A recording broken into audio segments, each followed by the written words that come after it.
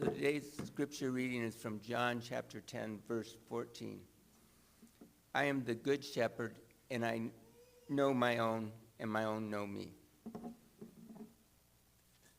Thank you, David, for doing that. Appreciate that. And Melanie, thank you for choosing all those songs that go along with the theme today. Good job. Good job, Emily. Thank you. That's awesome. Very good.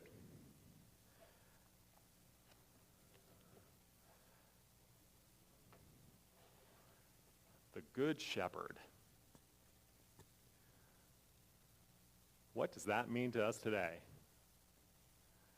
How many of you were raised on a farm? Okay, well, we still have, okay, that's a good number. Okay, how many of you had sheep? Okay, we got a few, all right. But to the rest of us, how much does that mean? What does that really mean to us? What is, because the Bible's full of it. We talk about it, sheep, the good shepherd, being like sheep. It's throughout the Bible. How many stories aren't about that? Okay, there's, we have David caring for his sheep out. We have Joseph going to check on his brothers who are taking care of the sheep, and we have, innumerable stories. Jesus tells about the good shepherd who goes out and finds the lost sheep. Now some of us may know about, maybe the lost dog or the lost kid or, keeping track of kids. But I don't think it's anything like sheep. But we'll find out today.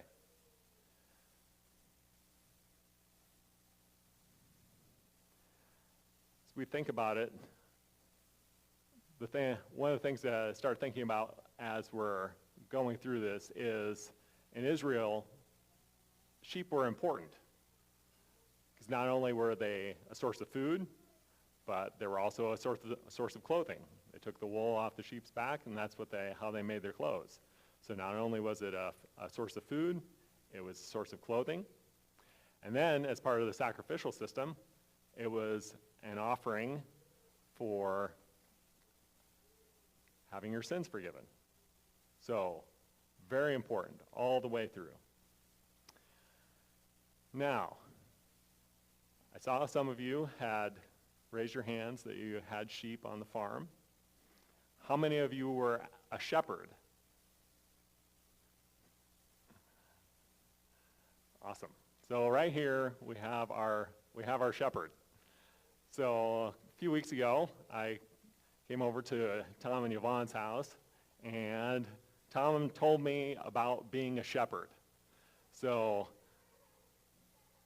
I know just a little tiny bit now about what being a shepherd's like. And so I'm going to share with you some things from what Tom told me, and we're going to intertwine that with Psalm 139 today is where we're going to be spending most of our time. So if you want to open to that. So Tom, when he was a kid, he was in high school. Tom, the great part is Tom's right up here. So if I say anything wrong, he can correct me immediately. There's no time delay or anything like that. And so when Tom was in high school, his family got sheep, and they had about 100 head to start off with. And initially, they had no fences. So this is real shepherding here. So Tom had to go out with the sheep every day and take them out to pasture, take them out to water, and he kept them corralled, okay? Then later on, the next couple of years, they got fences, and so then the sheep were in, and so he just had to manage the sheep instead of actually going with them each day. So we're going to walk through a little bit of that about that story. So let's go to Psalm 139, and we're going to kind of jump around in this text. Now, neither one of them are here today, but I wanted to thank both David Smith and Joe Cool. I have been chatting with them off and on about different things that they're doing in their lives as far as devotionals. And David Smith told me, hey, I am listening to the Bible, listening through the Bible this year. And actually I think he's doing the New Testament. Because he's like, the whole thing it's a lot. But he's like, I can listen to it. I can hear it. I'm like, I like that idea. And then I was like, maybe it was the next Sabbath, I was chatting with Joe Cool, and he's like, you know what I've done that seems to really work for me is I will take a chapter and I will just read that chapter and I'll focus on that chapter all week long. I'm like, I like that. And so I actually combined the two things together. And so what I've been doing over these last several weeks is I have a chapter, and my chapter over these last couple weeks has been Psalm 139. So every day I am listening to it, and I've really enjoyed that, because one of the things that I found hard about trying to read through the whole Bible is after a certain amount of time, after you've read a certain amount of text, you're like, oh, well, I read that, but I don't really know that I got anything out of it. So this was really good for me, and the nice part about listening to it is when I'm taking my walk, walking my dog in the morning, I can listen to that and hear it. And so it's really been a blessing to me. I want to thank them both for it. I wish they were here, but I will. Next time I see them, I will tell them. All right, so we're in Psalms 139, and we are going to start out in, I believe it is verse 13. Yep, verse 13, because we're going to start talking about the characteristics of the sheep and what sheep are actually like. So this is God talking about knowing us. And starting in verse 13, for you created my inmost being. You knit me together in my mother's womb. I praise you because I am fearfully and wonderfully made.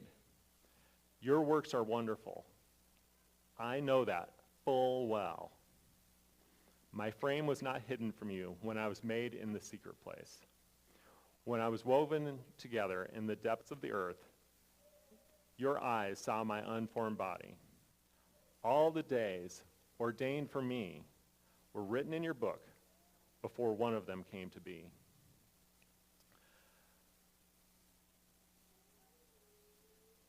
Tom emphasized to me that, one of the things that is a misnomer for sheep is sheep are dumb. He said, that is not true. Sheep are smart. Sheep understand a routine.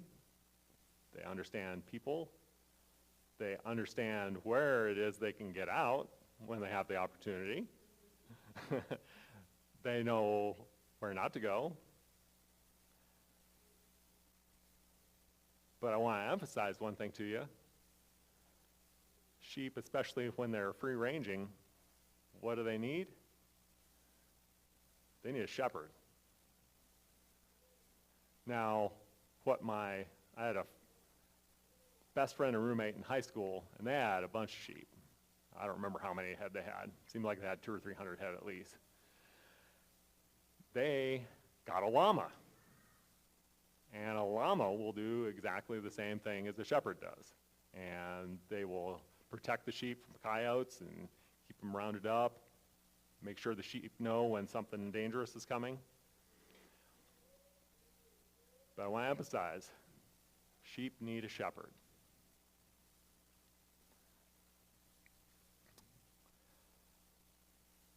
I want to thank David again for reading our text this morning, and I'm going to reread that. John 10:14. I am the good shepherd. I know my sheep, and my sheep know me. So not only do we need a shepherd, but the awesome part is our shepherd knows us. In the texts 13 through 16, it's evident that God is there and he understands who we are, and he was there before we were even created. So let's read verses. I will read verses 5 through 12. And let's talk about how well God knows us. And I really love this verse 5. You hem me in, behind and before. You have laid your hand upon me. Such knowledge is too wonderful for me, too lofty for me to attain.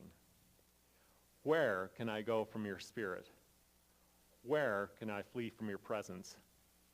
If I go up to the heavens, you are there. If I make my bed in the depths, you are there. If I rise on the wings of the dawn, if I settle on the far side of the sea, even there your right hand will guide me. Your right hand will hold me fast. If I say, surely the darkness will hide me, and the light become night around me, even the darkness will not be dark to you. The light will shine like the day, for darkness is as light to you.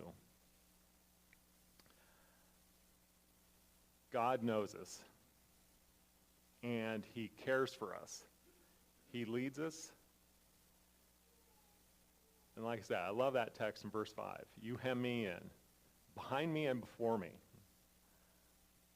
I love this thought because talking about sheep and trying to keep them together, keep them rounded up, keep them hemmed in, is one of the things that people call it. It's good to know that God wants to hem us in. Because don't we need that? Sometimes we get some ideas in our head that we need to do stuff. Or in some cases, don't need to do stuff. And God is there directing us and keeping track of us.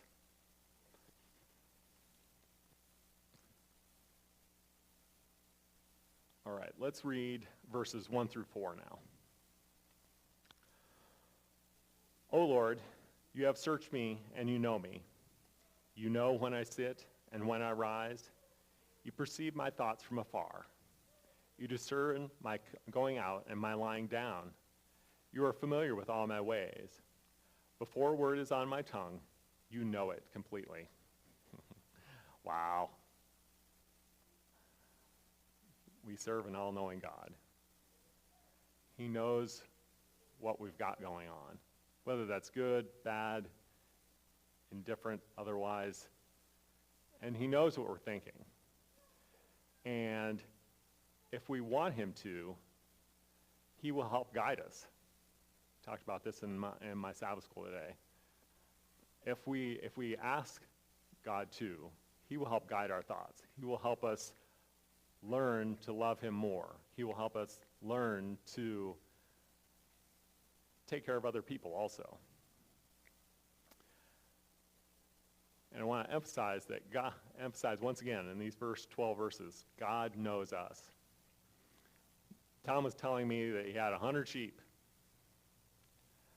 He had 100 names. He knew all 100 sheep by looking at them. He's like, no one else knew the difference. But Tom knew. And so God knows us. God knows who we are. He knows what is going on with us.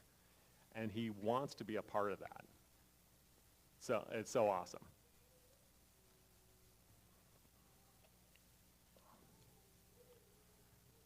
All right.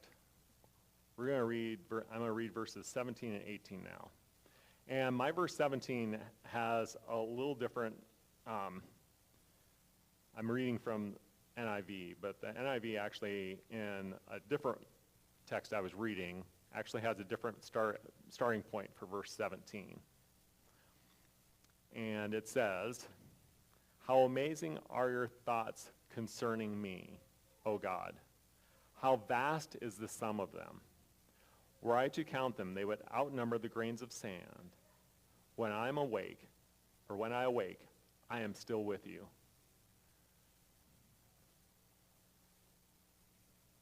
God hears us. He knows us. And he has thoughts about us. And he has thoughts to help us. And yeah, God does hear us. When we have issues, when we have praises, he is listening for us. Tom was telling me when the sheep would start making noise, and especially this happened a little more often after they were penned in fences. They'd start making noise and he'd be like, oh, I better go see what's going on with the sheep. And so he'd go out and check on them, see what was going on, get things figured out, take care of them. Tom had another specific day where he's in the house, and all of a sudden he hears this ewe making a bunch of noise, and he's like, what is going on? And it's out in the yard closer to him, and so he heads out there and he's like, man, what is going on here? Because this is a lot of ruckus. He gets out there, walks up to her. She lays down and starts lambing. She wanted Tom to be there. She was like, hey, I want you to be here while I put this lamb out. And one of the important things about that too is the lambs, when they're born, after they're born, they have mucus over their mouths and their nose, and so you have to wipe that off, wipe that clean. Sometimes, occasionally, one will be able to clear it by themselves, but they really do need that. And so it's awesome that not only did this want Tom to be there and take care of her, but she also knew that he needed to be there to take care of her lamb also. So when we make noise, God's hearing us. God is there to help us. Whether we can feel him or not, he's there.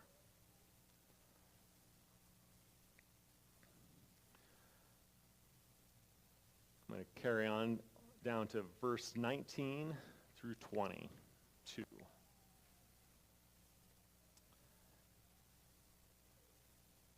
If only you would slay the wicked, O God. Away from you, you bloodthirsty men.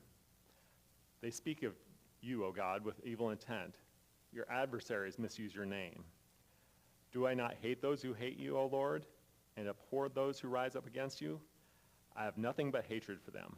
I count them my enemies. Thinking back to David's day, the Israelites were constantly having issues with the people around them. There were, it seemed like at times, innumerable people that wanted them to go away, wanted them to die.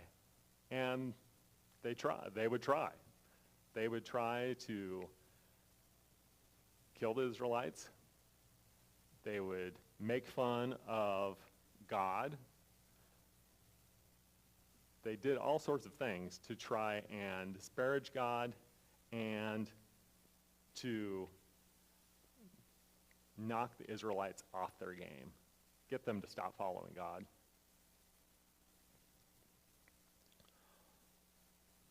What's awesome about sheep and a shepherd is the sheep only listen to the shepherd. They don't even listen to anyone else. So if someone else walks out there toward the sheep, you're like, I don't know who that is. I don't care. It's not the shepherd. So if we have a relationship with God, we can also just hear his voice and be able to ignore all the other stuff that's going on. And that's an awesome thought, especially as we are living in this world, right? There is a lot of noise going on right now, right? And it's only going to get worse. We all know that, especially with the amount of communication that we have with and technology. God will help us focus on him and be able to hear his voice.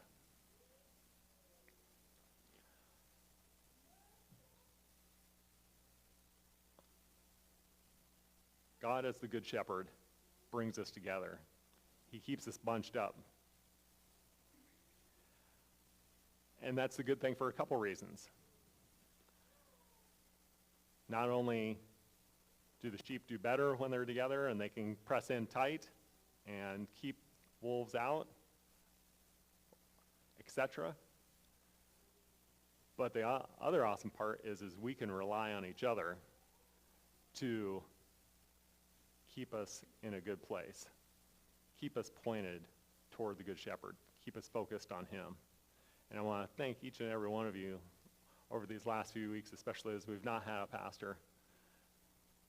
It's awesome to press together and work together and be a part of an awesome church family. And I want to thank you for that and being a part of that.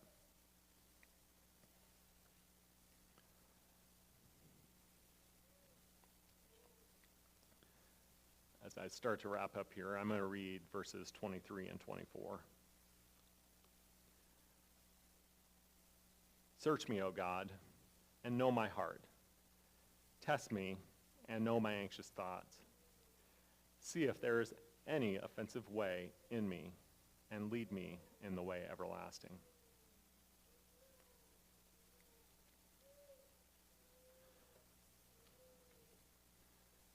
So we know that in our lives, we've got stuff going on. We know we have thoughts that take us away from God. We know we have things going on in our lives that take us away from God. But we know if we will talk with him, if we will spend time with him, if we will worship him, that he will work in our lives and help us to hear his voice, help us to be a part of his herd, part of his flock.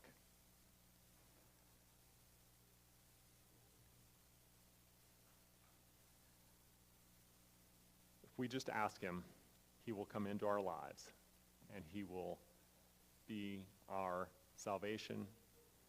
He will be our shepherd. He will be our God. Let's bow our heads for prayer.